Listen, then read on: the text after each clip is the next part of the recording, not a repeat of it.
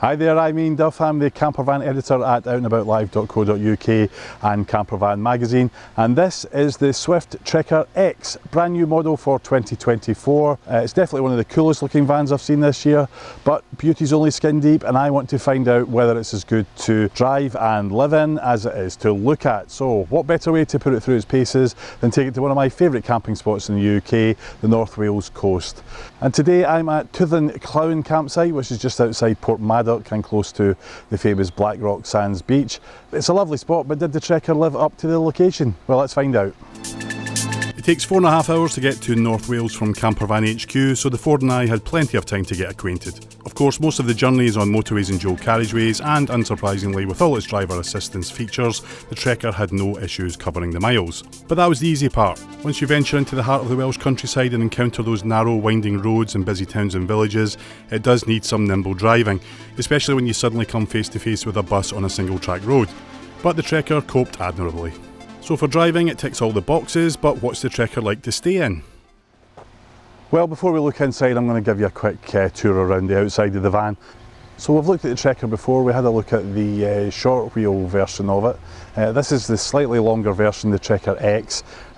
Both models come in this grey colour with the black trim and these really striking graphics on the side there.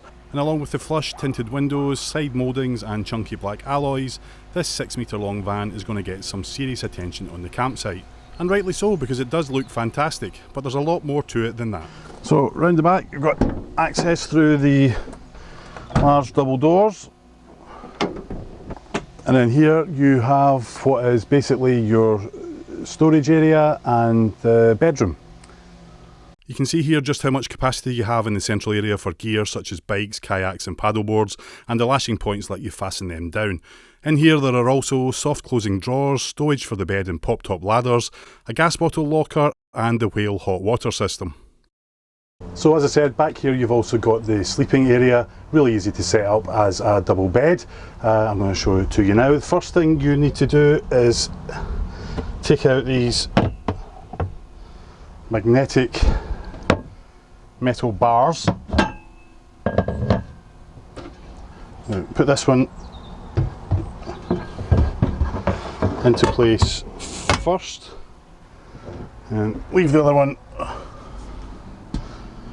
aside for a minute. Then unclip the side there and put the other cushion in place. As you can see, some plastic springs there to give you a bit more comfort in the bed, so that fits in there quite snugly. And the same on this side, and then bring down the other side of the bed. Just move the cushion out of the way so it fits in okay, and again on the other side we put in the cushion, and I'll come round and fix that down in a minute. That's as simple as that. The bed's 1.83 metres from top to bottom, so if you're over 6 foot you might find it a little uncomfortable. It's a more generous 1.34 metres wide, but of course the person at the back will need to clamber over their sleeping partner if they need to get in or out during the night. The padded headboard has a backlight and there's USB ports here as well, so you can charge your phones in bed.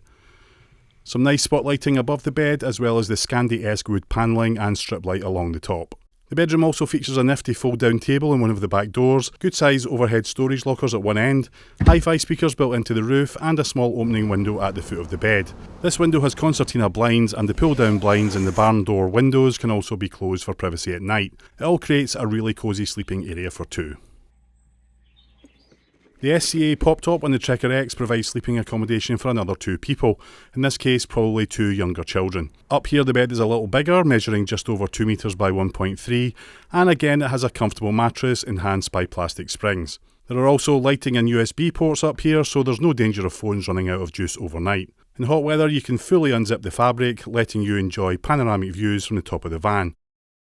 You're certainly getting a lot of van for your buck here. In addition to what you've already seen, the impressive spec list also includes a Thule side awning, a 110 watt solar panel, external shower and barbecue points, and, my favourite, an electric slide out entrance step. all of which are included in the £73,995 basic price. So predictably enough, the weather's taking a turn for the worst. It started raining, so I've retreated to the inside and going to show you the lounge area. Now this is a classic half dinette lounge with the two swivel seats in the front. You can fit 4 people around it fairly comfortably. There are loads of really nice features in the lounge area though that I'm going to show you now. Obviously you've got the storage pockets here with the elastic straps there that keep things in place. Down here we've got a USB socket and a little area here for sticking your phone in or whatever while you're on the move. Decent storage up above. There's a cupboard up there. Another lounge feature I really like is this handy zip up fabric storage locker above the dining table. Storage there at the front above the driver's seat and passenger seat. So there isn't one of the overcab skylights here letting light in, but up in the pop top roof there is a roof light which lets lots of light in, and that can be closed over in the night. Travel seats obviously have seat belts, and they also have ISOFIX for fitting child's car seats. Elsewhere in the lounge area, the Trekker's power, water, electric and blown air heating systems are controlled from a panel above the side door.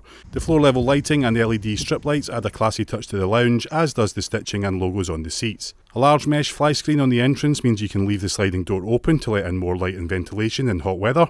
And alongside the dining table, which can be extended with the swivel leaf section, there's a window with a concertina blind and mesh fly screen. Hidden from view, the 65 litre freshwater tank and 55 litre waste tank are both underslung, but are heated so they can be used when the temperature outside drops. Kitchen's on the near side of the van, sitting between the lounge and the bedroom, and features a Dometic sink and cooker hob with protective glass lids. So your kitchen's your typical side kitchen with a double gas burner and an oven down below. A decent amount of storage space underneath, and a stainless steel sink as well with a tap that folds away. Quite like this little extending worktop at the end here as well. It's a bit of a clanging noise, but it's pretty useful. So down here we've got your oven, decent sized cupboard there as well. So right at the back we've got the fridge, which opens both ways, so you can access it from the bedroom if you don't want to get out of bed in the morning for your fresh orange. The biggest drawback of this particular layout, and it's not exclusive to this van by any stretch of the imagination, is the gap between the kitchen and the washroom on the opposite side. Can be very narrow. In this case I think it's 38 centimetres at its narrowest point, which isn't a lot, I can assure you, and if you're a bigger build then you might find that a little bit awkward. Now, speaking of the washroom, it's directly opposite the kitchen and is accessed through a sliding tambour door. It has a Thetford toilet, shower and wash basin, plus a mirror and locker for all your ablution essentials. Like most campervan loos, it's small, but with a folding basin, efforts have been made to create as much space as possible.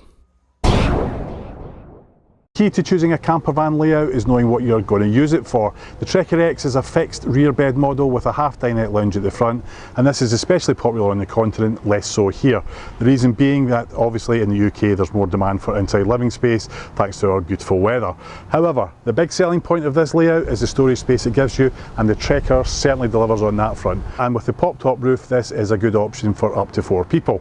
Plenty of storage for sporty weekends away as a couple or family trips around the UK or the continent. Lots of detail at a very keen price, and the beauty of it is that everything you see here is included, and of course it looks splendid as well.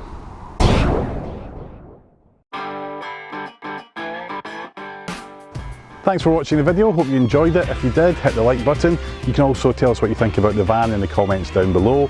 Don't forget to subscribe to the channel to make sure you see all our future videos, and if you're looking for more information about campervans, then visit outandaboutlivelive.co.uk.